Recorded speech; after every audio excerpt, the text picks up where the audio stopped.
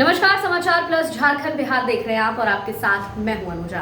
आर्थिक आधार पर देश में आरक्षण अब आगे भी जारी रहेगा। चीफ जस्टिस यूयू ललित की अध्यक्षता वाली 5 सदस्यीय संवैधानिक बेंच में से 3 जजों ने आरक्षण के पक्ष में अपना फैसला दिया है, जबकि 2 जजों ने असहमति जताई है। सुप्रीम कोर्ट के चीफ जस्टिस यूयू ललित की अध्यक्षता में 5 सदस्यीय बेंच की तरफ से आर्थिक रूप से कमजोर ईडब्ल्यूएस के लिए 10% आरक्षण की व्यवस्था पर फैसला सुनाया गया है और 5 जजों में से 3 जजों ने आर्थिक आधार पर आरक्षण का समर्थन किया है। वहीं जस्टिस महेश्वरी ने कहा है कि आर्थिक आरक्षण संविधान के मौलिक ढांचे के खिलाफ नहीं है। वहीं 103वां संशोधन वैध है। जस्टिस बेला त्रिवेदी ने भी इस फैसले पर सहमति जताई है।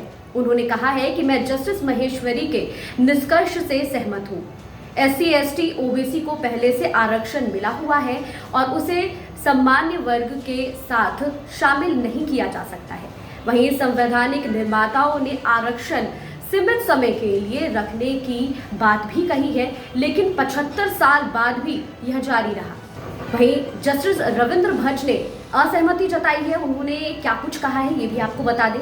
आर्थिक आधार पर आरक्षण फैसला देते हुए जस्टिस रविंद्र भट्ट ने असहमति जताई है। रविंद्र भट्ट ने कहा है कि आबादी का एक बड़ा हिस्सा SC ST OBC का है, उसमें से बहुत से लोग गरीब हैं, इसलिए 103वां संशोधन गलत है।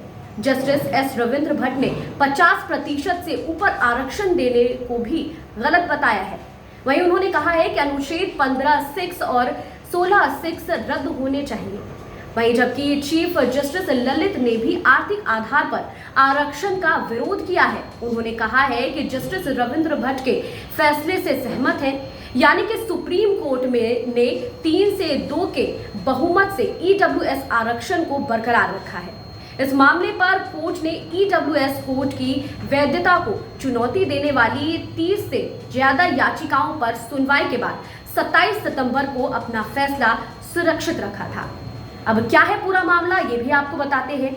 ये व्यवस्था 2019 में यानी कि पिछले लोकसभा चुनाव से ठीक पहले केंद्र सरकार ने लागू की थी और इसके लिए संविधान में 103वां संशोधन किया गया था। 2019 में लागू किए गए EWS कोटा को तमिलनाडु की सत्तारूढ़ पार्टी DMK समेत कई याचिकाकर्ताओं ने इसे संविधान के खिलाफ बताते हुए अदालत में चुनौती दी थी। आखिरकार 2022 में संविधान पीठ का गठन हुआ और 13 सितंबर को chief justice U U Lalit, justice Dinesh Maheshwari, justice Ravindra Bhat और जस्टिस बेला M त्रिवेदी और जस्टिस JB पाद्रीवाल ने संविधान पीठ ने सुनवाई शुरू की और याचिकाकर्ताओं की दलीलें क्या कुछ थी ये भी आपको बताते हैं।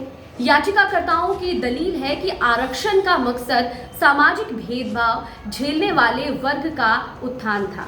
अगर गरीब आधार उनमें SC ST OBC को भी जगह मिले। EWS कोटे के खिलाफ दलित देते हुए कहा गया है कि ये 50% आरक्षण की सीमा का उल्लंघन है। वहीं सरकार का क्या कुछ पक्ष था इस पर ये भी आपको बता देते हैं। दूसरी तरफ सरकार की ओर से कहा गया है कि EWS तबके को समानता का दर्जा दिलाने के लिए ये व्यवस्था जरूरी है। वहीं केंद्र सरकार की ओर से कहा गया है कि इस व्यवस्था से आरक्षण परा रहे किसी दूसरे वर्ग को नुकसान नहीं है। साथ ही 50% की जो सीमा कही जा रही थी वो कोई संवैधानिक व्यवस्था नहीं है। ये सुप्रीम कोर्ट के एक फैसले में आया हुआ है। वहीं तो ऐसा नहीं है कि इसके परे जाकर आरक्षण नहीं दिया जा सकता है। तो आज सुप्रीम कोर्ट में बहुत बड़ा फैसला लिया गया है। इस पर आपकी क्या राय है आप हमें कमेंट बॉक्स पर लिख सकते हैं। बाकी और खबरों के लिए देखते रहिए समाचार प्लस झारखंड बिहार। नमस्कार।